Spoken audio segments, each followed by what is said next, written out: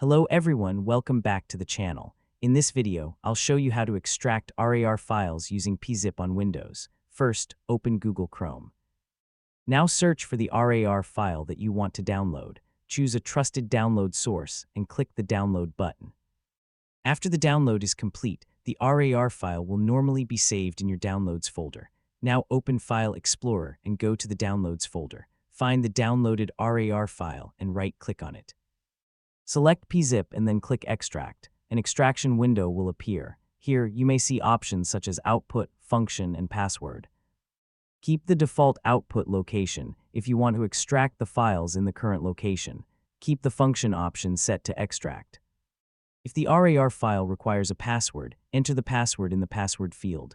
Otherwise, leave the password field empty. Finally, click OK or Extract. PeaZip will now extract the files from the RAR archive. When the extraction is finished, open the output folder to view the extracted files. And that's how you can extract a RAR file using PeaZip on Windows. Thanks for watching. Don't forget to like and subscribe for more helpful tutorials.